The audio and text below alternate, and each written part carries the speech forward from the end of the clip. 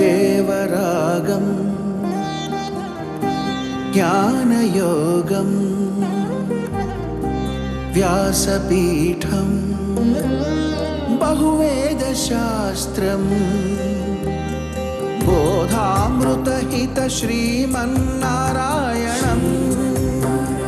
శివగౌరీ సంభాషిత సకల పురాణం అష్టాక్షరి పంచాక్షరి మంత్రావరణం అఖిల దేవతా సంస్తుతి పారాయణం జయమంగళకరమీ ప్రవచన శ్రవణం అనుదినము శుభము సుఖము జీవనగమనం దేవరాగం జ్ఞానయోగం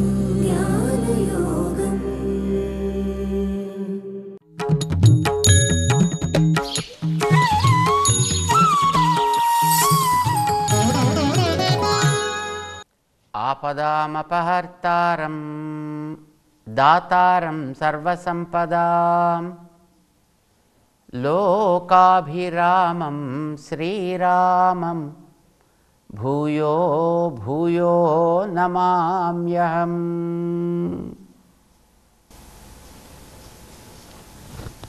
జై శ్రీమన్నారాయణ.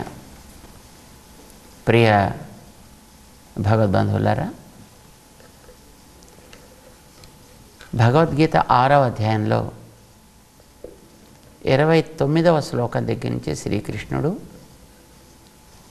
యోగము మనం చేసే ఆచరణ అది ఫలిస్తోంది అనంటే ఏ రకమైన గుర్తులతోటి దాన్ని మనం తెలుసుకోవచ్చు. దానికి యోగ విపాక దశలు అని పేరు పెట్టారు. ఈ యోగ విపాక దశలు 4 రకాలుగా ఉంటాయి.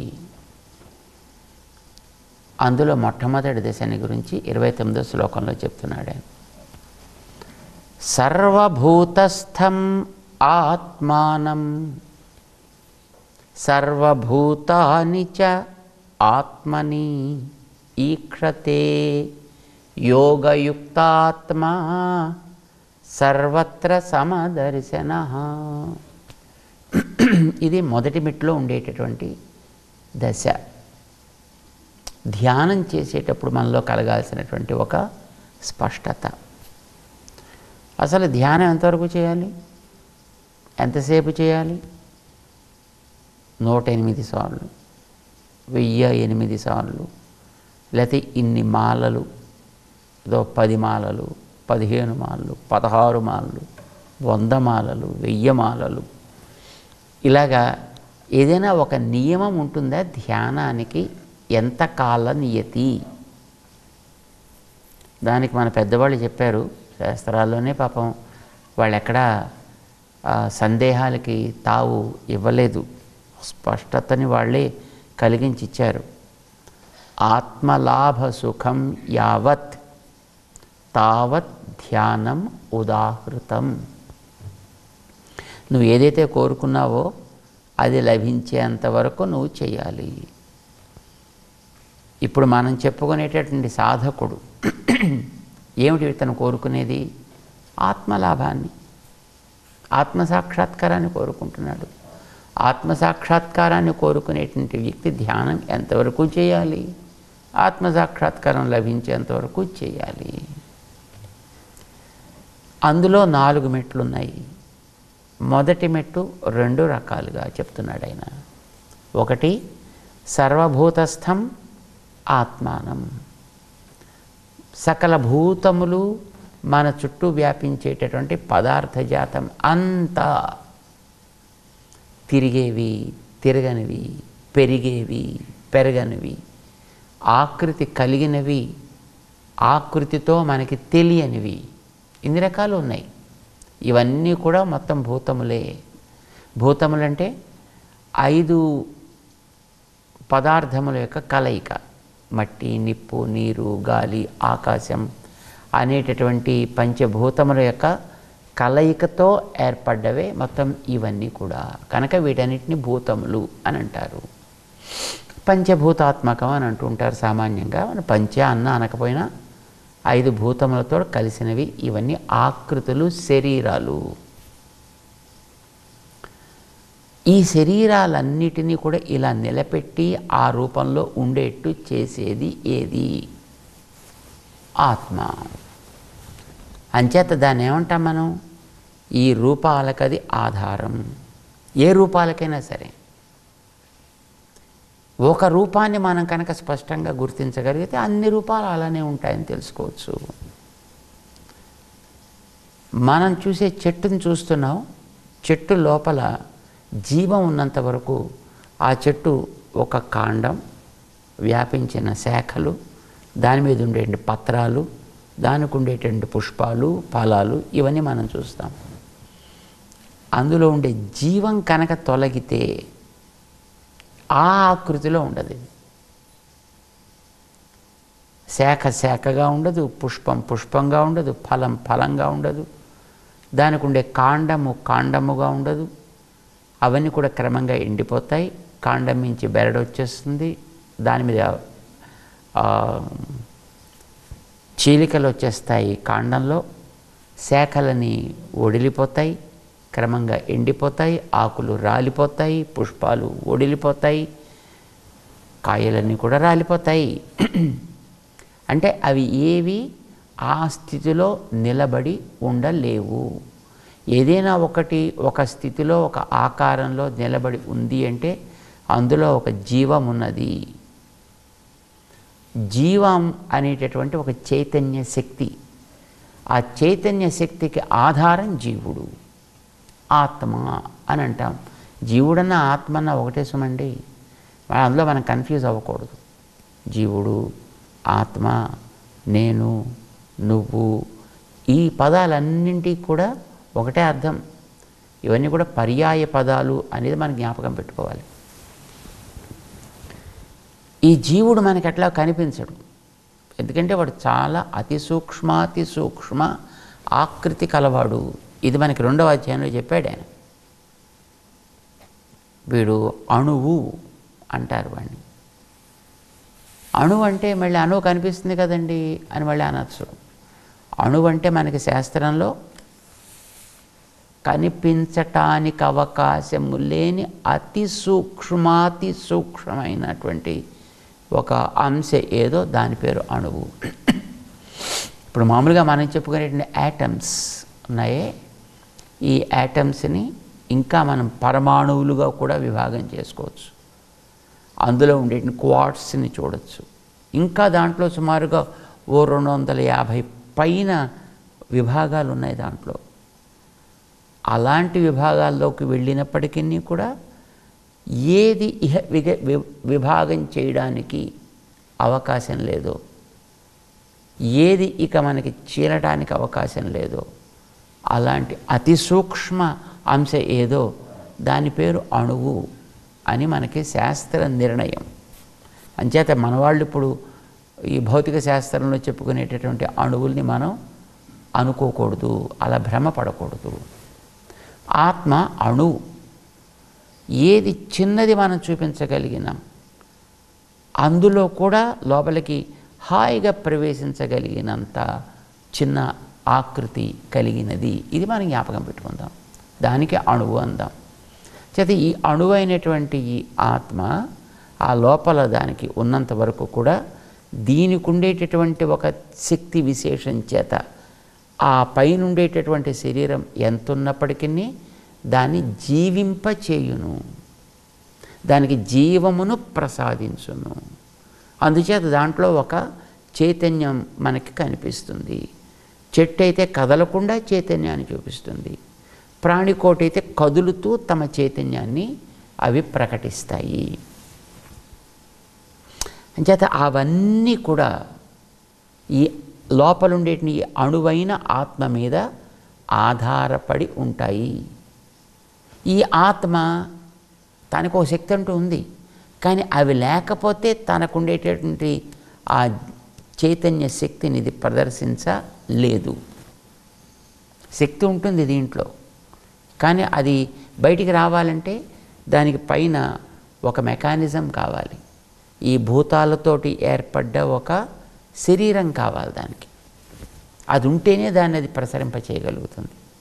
మనందరికీ ఉదాహరణ కోసం చెప్పాలి అని అంటే, ఒక బ్యాటరీలో శక్తి ఉంటుంది, కానీ బ్యాటరీ మన చేతిలో పట్టుకుంటే దాంట్లో ఏమున్నట్టుగా మనకేం తెలియదు. అది కేవలం ఒక అచేతన పదార్థంలా ఉంటుంది అంతే. అది మనకి షాక్ కొట్టదు, మరొకటి చేయదు, ఏం చేయదు. ఇందులో ఉండేటువంటి శక్తిని మనం గమనించాలి అని అంటే దానికి పైన ఒక శరీరాన్ని మనం నిర్మాణం చేసి దీన్ని దాంట్లో కనుక ఒక పద్ధతి ప్రకారం అమరిస్తే అప్పుడు దాంట్లో ఉండేటువంటి ఆ చైతన్య శక్తి ఆ పైన అమర్చిన శరీరంలోకి వ్యాపించి అప్పుడు ఆ శరీరాన్ని ఏ పని చేయించడం కోసం అమర్చారో ఆ ప్రకారంగా పని చేసేట్టు చేస్తుంది. ఉదాహరణకు అదొక ఫ్యాన్ అనుకోండి, అప్పుడు తిప్పుతుంది. రేడియో అనుకోండి, మాట్లాడిస్తుంది. టీవీ అనుకోండి, దృశ్యాలను చూపింపజేస్తుంది. ఒక ఫ్రిడ్జ్ అనుకోండి, చల్లబరిచేట్టు చేస్తుంది. హీటర్ అయితే వేడెక్కేట్టు చేస్తుంది. టీవీ అయితే మరొక పని చేసేట్టు చేస్తుంది. ఇదొక అదేదైనా ఒక వాహనం లాంటిది అనుకోండి, దాన్ని కదిలేటట్టు చేస్తుంది. లేదు లైట్లు వెలిగించడం కోసం పెట్టారనుకోండి, ఏదైనా ఒక చోట ఒక బ్యాటరీని, లైట్లు వెలిగిస్తుంది. ఈ శక్తి దీంట్లో ఉంది బ్యాటరీలో, కానీ బ్యాటరీని విడిగా పెడితే ఆ శక్తి మనకేమీ తెలియదు, కనిపించదు. దాని లోపల మనం అమర్చి పెట్టామంటే అప్పుడు ఆ పైనుండే శరీరం పనిచేస్తుంది. ఇది ఒక చోట మనకి తెలిస్తే, ఒక బ్యాటరీ లైట్ దగ్గర మనకు తెలిస్తే, ప్రపంచంలో ఎక్కడ బ్యాటరీ లైట్ చూసామని చెప్పచ్చు కదా వెనకాల బ్యాటరీ ఒకటి ఉందని. ఏ మిషన్ కదులుతుందో మనం చూస్తే అని చెప్పచ్చు కదండి వెనకాల ఒక బ్యాటరీ ఏదో పనిచేస్తుందని. శక్తినిచ్చేటటువంటి ఒక సాధనం లోపల ఒకటి ఉంది అని. అది ఆత్మ. ఈ శరీరాలకి చెట్లలాగా స్థావరాలైన, ఈ మనుషులు జంతువులు పక్షులు లాంటి జంగమాలైన, స్థావర జంగమాత్మకంగా ఉండేటటువంటి ఈ ప్రపంచంలో ఉండే సకల భూతాలకి కూడా సర్వభూతస్థం ఆత్మానం, ఈ సర్వభూతములని తనకి ఆధారంగా చేసుకుని ఉండేదే ఆత్మ. ఇది మనకి తెలియాలి. ఒకచోట తెలిస్తే నీకు అన్నీ తెలుస్తాయి. ఇంకా సర్వభూతాని చ ఆత్మని, అవన్నీ పనిచేయాలంటే ఆత్మ సపోర్ట్ చేస్తే పనిచేస్తాయి. ఆత్మలో ఉండే శక్తి బయటికి రావాలంటే అవి ఆధారం కావాలి. ఇప్పుడు చూడండి, ఇవన్నీ పరస్పరం ఒకదాని మీద ఒకటి ఆధారపడుతూనే ఉంటున్నాయి. మనకి 3వ అధ్యాయం ప్రారంభం చేస్తూ దేవాన్ భావయత తే దేవా భావయంతు వః పరస్పరం భావయంతః శ్రేయః పరమవాప్స్యథ. ఇది భగవంతుడు చెప్పాడు. ఈ దేవతలంటే ప్రకృతిలో ఉండే శక్తులన్నీ కూడా, ఆ ప్రకృతిలో ఉండే శక్తులన్నింటికీ మీరు సహకారం చేయండి. మీరంటే మనం మనుషులం, మీరు వాటిని జాగ్రత్తగా చూసుకోండి, అవి మిమ్మల్ని జాగ్రత్తగా చూసుకుంటాయి. ఇలా ఒకరితోటొకరు పరస్పరము ఆదాన ప్రదానాదులు ఉన్నట్టయితే ఏమంటాం దీన్ని, పరస్పర వినిమయం ఉన్నట్టయితే అందరూ కలిసి బాగుపడతారు. అది లేకపోతే వచ్చే నష్టం ఏమిటి ఇప్పుడు మనం చూస్తున్నాం. ప్రకృతిని జాగ్రత్తగా పెట్టుకోకపోతే ఎంత ప్రమాదం ఏర్పడుతుందో మనం చూస్తున్నాం. నీళ్లు పాడైతే వచ్చే నష్టం ఏమిటో చూస్తున్నాం. గాలి పాడైతే వచ్చే నష్టం చూస్తున్నాం. నేల పాడైతే వచ్చే నష్టం చూస్తున్నాం. శరీరాలు లేకపోతే జీవులు లేరండి. లేరని కాదు, జీవులు పని చేయలేరు. జీవులకు ఉండేటువంటి ఎనర్జీస్ ఉపయోగపడవు. ఉపయోగపడాలంటే శరీరం ఉంటేనే తద్వారా ఈ జీవులకు ఉండేటటువంటి శక్తి ఉపయోగపడుతుంది. ఎందుకు ఉపయోగపడాలి? ఎందుకు ఉపయోగపడాలంటే ఆ శక్తి అనేది ఒక కర్మబంధం. ఈ కర్మబంధం పోవాలి అంటే అది వినియోగపడాలి. వినియోగపడితే క్రమంగా తొలగిపోతుంది. అది తొలగిపోయింది అంటే వీడి మీద ఉండే భారం తగ్గినట్టు. భారం తగ్గితే వీడు తేలికవుతాడు. తేలికవుతే వాడి సన్నిధికి చేరతాడు. ఈ పైనుండే భారం అని కర్మ భారం అంటాను దాన్ని. ఈ కర్మల వల్ల వీడికి ఏది తగునో ఆ కర్మని కన్జ్యూమ్ చేసుకోవడానికి, ఖర్చు పెట్టడానికి అట్లాంటి శరీరం వీడికి ప్రకృతి ఏర్పరుస్తుంది. మళ్ళీ అది మనం చాయిస్ కాదు, అది మనం తీసుకుంటే వచ్చేది కాదు. అది మళ్ళీ ఎక్కడో చోట వెళ్ళి నేను ఏదో దాంట్లో దూరతానంటే అలా దూరడానికి వీల్లేదు, దూరలేడు కూడా. జీవుడు అట్లాగే దేహం లేకుండా అసలు వీడు ప్రవర్తించలేడు. అంటే వీడు స్వతంత్రుడు కాడు. ఆ స్వతంత్రుడు కాడు వీడు నడిపించేది ఏమిటని మళ్ళీ తర్వాత వస్తుంది మనకి. అది దీని తర్వాత మెట్లు వస్తుంది. మొట్టమొదటి మనకి తెలియవలసింది ఏంటి? మనం ఉంటే ఇవన్నీ నిలబడతాయి. ఆ ఉంటే మనం మన శక్తిని వాడగలుగుతాం. ఇప్పుడు ఫ్యాక్టరీలో ఒక ఆయన కొన్ని వస్తువులు తయారు చేశాడు అనుకోండి, నీటి బాటిల్స్ తయారు చేశాడు అనుకోండి. మనకి వేసవికాలం కదా, నీటి బాటిల్స్ ఒక ఆయన తయారు చేస్తున్నాడు. Pure mineral water from natural springs అనేది ఒక పెద్ద దాని మీద క్యాప్షన్ పెట్టి కొన్ని బాటిల్స్ తయారు చేసి బజార్లోకి వదిలేడు అనుకుందాం. తాగేవాళ్ళు ఉంటే కదా వీడికి అది ఉపయోగం. తాగేవాళ్ళు లేరనుకోండి, వీడు చేసినవన్నీ శుభ్రంగా వారం రోజుల్లో ఆ నీళ్ళన్నీ పాడైపోయి ఎందుకు పనికి రాకుండా వ్యర్థమైపోతాయి. తయారు చేసేవాడు వాడే వాళ్ళ మీద ఆధారపడతాడు. వాడుక అవసరమైనటువంటి వ్యక్తులు తయారు చేసేవాడి మీద ఆధారపడతారు. వాళ్ళకి దాహం వేస్తోంది, ఎవడో ఒకడు ఇవ్వాలి. వీడి బాటిల్లో తయారు చేసి నీరు ఇవ్వకపోతే వాళ్ళు ఏం తాగుతారు? దాహాన్ని ఎట్లా వాళ్ళు తీర్చుకోగలుగుతారు? కనుక వాడకదారులకి తయారు చేసేవాడు ఆధారం, తయారు చేసేవాడికి వాడుకదారులు ఆధారం. పరస్పరం ఒకరి మీద ఒకరు ఆధారపడి ఉంటారు. ఏ వ్యాపారం అని అంతే కదండి. ప్రపంచంలో ఏ బిజినెస్ అయినా అలాగే కదా సాగేది. సో ఎండ్ యూజర్స్ కావాలి, మ్యానుఫ్యాక్చరర్స్ కావాలి. మన దగ్గరికి వచ్చేటప్పటికి జీవుడు ఉండాలి, శరీరాలు ఉండాలి. శరీరాలు ఉంటే మన శక్తి మనం వాడగలుగుతాం, మన మీద ఉండే కర్మను మనం తొలగించుకోగలుగుతాం. శరీరాలు పనిచేయాలంటే మనం ఉండాలి. మనం ఉంటేనే అవి పనిచేస్తాయి. ఒక ఆకారంలో అవి నిలబడతాయి. లేకపోతే ఒక ఆకారంలో అసలు అవి నిలబడలేవు, అవి శిథిలమైపోతాయి, కూలిపోతాయి. చెట్టు చెట్టుగా ఉండదు, భవనం భవనంలా ఉండదు, కారు కారులా ఉండదు, సైకిల్ సైకిల్లా ఉండదు. ఏ వస్తువు తన ఆకృతిలో అది నిలబడలేదు. ఏదైనా నిలబడాలంటే లోపల ఒక జీవుడు అనేవాడు ఒకడు ఉండాలి. ఇది మనం మాట్లాడుకునే మాటలవి. దీన్నే కృష్ణుడు చక్కగా అందమైన శ్లోకంలో కూర్చి చెప్పాడు. సర్వభూతస్థం ఆత్మానం సర్వభూతాని చ ఆత్మని. సర్వభూతాని, ఈ కనిపించే ఆకారాలన్నీ ఆత్మని. ఆత్మ అనేది ఒక అధికరణంగా, ఒక ఆధారంగా అవి తమ రూపాన్ని నిలబెట్టుకుంటాయి. అలా అవి నిలబెట్టుకునేటట్టుంటే సర్వభూతస్థం ఆత్మానం. జీవుడు తను పనిచేయాలి అనంటే, తన జ్ఞానాన్ని వాడాలి అనంటే వీడికి సర్వభూతములు కావాలి. కనుక మనం జ్ఞాపకం పెట్టుకోవాల్సింది ఒకటే, ఎక్కడ నీకు శరీరం ఉంది అనంటే శరీరము, దాని మీద ఆధారమో ఆధేయంగానో ఉండేటటువంటి జీవుడు, ఇద్దరు కలిస్తేనే ఈ రూపాలన్నీ. ఇది నీకు ఒక చోట తెలిసిందనుకోండి, మొత్తం నీకు ప్రపంచంలో ఉండే రూపాలన్నిటి గురించి నీకు ఒక అవగాహన వచ్చేసినట్టే. ఇప్పుడు ధాన్యం అనేది మనం దంపితే బియ్యం వస్తుంది.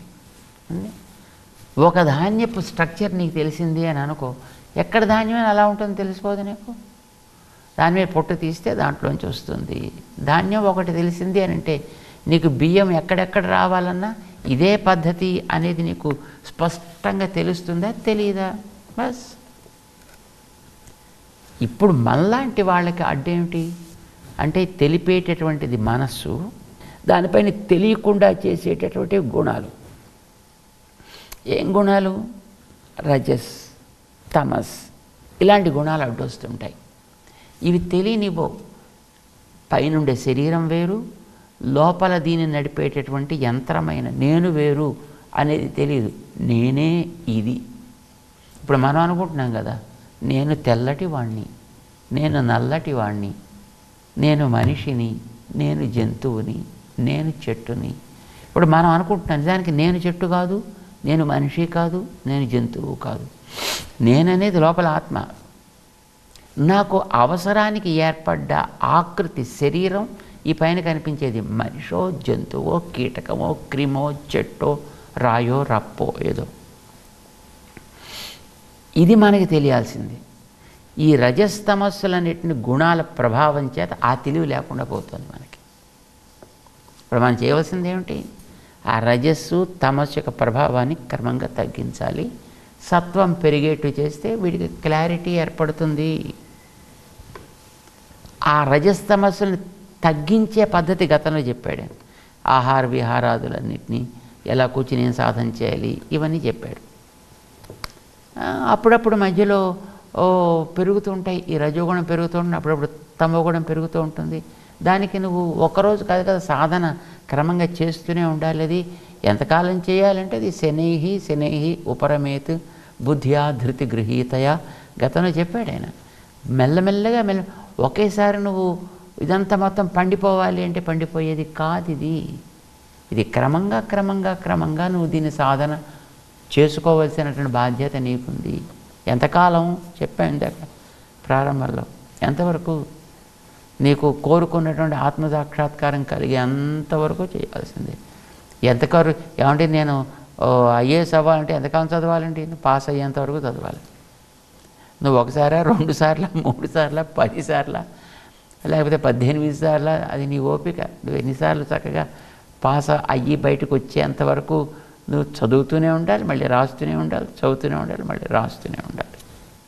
ఎంత తీవ్ర సాధన నువ్వు చేస్తావో నీకు లభించే ఫలితం అంత త్వరగా ఉంటుంది. సాధన చేయాలి. సాధనమున పనులు సమకూరు ధరలోన. ఇది మనకి ఎవరికైనా తప్పదయా.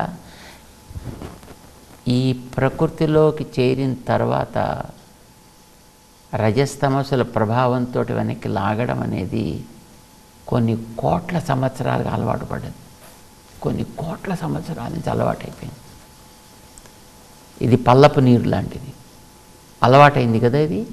అంచేత దాని మీద జారిపోవాలని ఎప్పుడూ అది ప్రయత్నం చేస్తూ ఉంటుంది తప్ప పైకి ఎక్కాలి అనే ప్రయత్నం చేయడం చాలా కష్టం. దానికి తగినట్టుగా మనం కొంచెం దానికి చెప్పాల్సింది మనం చెబుతూ ఉండాలి. ఇప్పుడు మనకి 6వ అధ్యాయంలో కృష్ణుడు చేసే పని అదే. అంచేత ఎక్కడ ఏ పంచభూతాలు నీకు కనిపించినా, ఏ శరీరం కనిపించినా, ఏ ప్రాణి కనిపించినా, ఇవన్నీ కూడా జీవుడు ప్లస్ ప్రకృతి, ఇవి రెండు కలిస్తేనే ఉంటున్నాయి. ఒకదాని మీద ఒకటి ఆధారపడి ఉంటున్నాయి. ఇది తెలుసుకో ఫస్ట్. నువ్వు ప్రకృతి కాదు. చాలామందికి ఇదేంటి పంచభూతాలు కలిస్తే నేను ఆత్మ అనేది కొత్తగా తయారవుతుంది అనుకునేవాడు కొంతమంది ఉన్నారు. అందుకోసం మనం ఈ మాట చెప్పాల్సి వస్తుంది. ఇప్పుడు తమలపాకు, వక్క, సున్నం కలిస్తే ఆ మూడిట్లోనూ లేని ఒక ఎర్రటి రంగు నోట్లో ఎలాగైతే పుడుతోందో ఆ తమలపాకులు తిన్నటువంటి వ్యక్తికి, అట్లా ఈ ఈ మట్టి, నిప్పు, నీరు, గాలి ఇవి కలవగానే ఒక రకమైనటువంటి పాకంలో కలవగానే అందులోంచి ఈ చైతన్యం అనేటటువంటిది ఒకటి శక్తి పుడుతుంది. కిణ్వాదో మదశక్తివత్ అని అంటూ ఉంటారు దాన్ని. అలాగ పుడుతుంది. అంచేత వేరే జీవుడని లేదంటారు. కాదు అనేది కృష్ణుడు ఇక్కడ స్పష్టపరుస్తున్నాడు. ఆ 4 కలిస్తే చైతన్యం పుట్టడం కాదు.